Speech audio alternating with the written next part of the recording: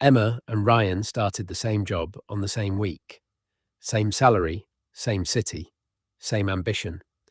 Both of them decided to save £500 every single month, without fail, for 10 years.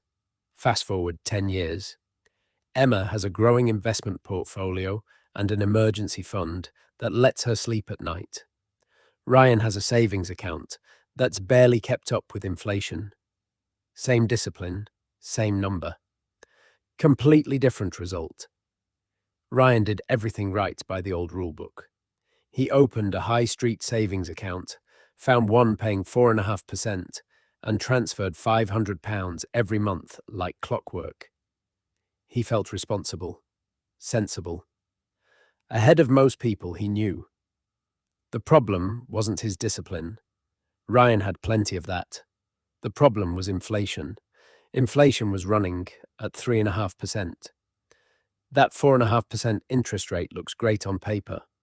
But subtract inflation and Ryan's real return, the actual increase in what his money could buy, was barely 1% per year.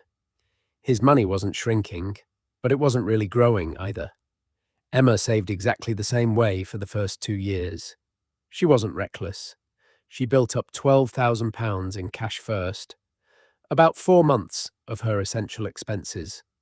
That was her emergency fund, kept in a high-yield, instant access account.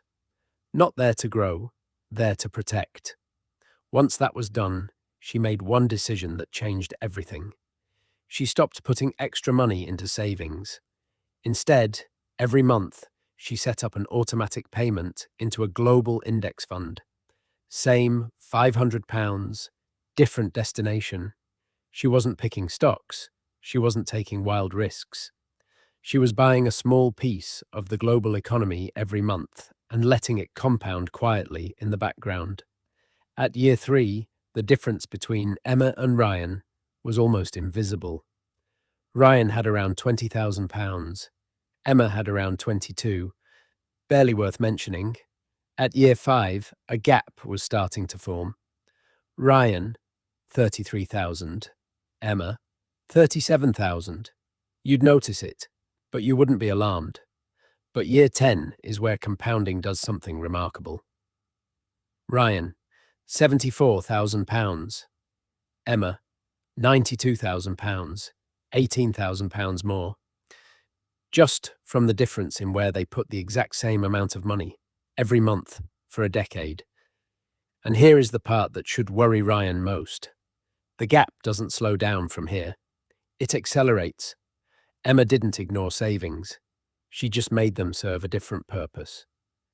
The emergency fund, 4 to 6 months of essential expenses, kept in a liquid account, wasn't supposed to grow. It was there, so she never had to touch her investments. And that protection mattered more than most people realize. Because investing only works if you can leave money alone when things go wrong. Ryan had no buffer like that. When the boiler broke and his car needed new tires in the same month, he pulled £3,000 from his savings. He missed that month's contribution. He missed the compound interest on the money he withdrew. Small losses. But they add up, and they break the streak that makes compounding work. The switch Emma made isn't complicated. It's one decision. But most people never make it, because saving feels responsible, and investing feels like a gamble. It isn't. Here is the path. Step 1. Build your buffer first, 3 to 6 months of essential expenses in a high-yield savings account.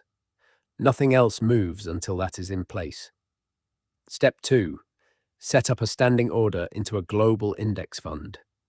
Start with whatever you can afford. Even £100 a month. The habit matters more than the amount. And step 3, the hardest one. Don't touch it. Not when markets fall. Not when the news is bad. Not when something better seems to be calling. Let time do the work. 10 years in. Ryan has £74,000 in a savings account. It's safe, it's steady, and it's quietly falling behind inflation every single year. Emma has £92,000 in her portfolio, still compounding. plus 12,000 in her emergency fund. Still intact. Same income, same discipline. One decision made the difference. The switch Emma made wasn't clever. It wasn't complicated. It was just a standing order and a decision to leave it alone. Ryan isn't too late, but every month he waits, the gap gets a little wider.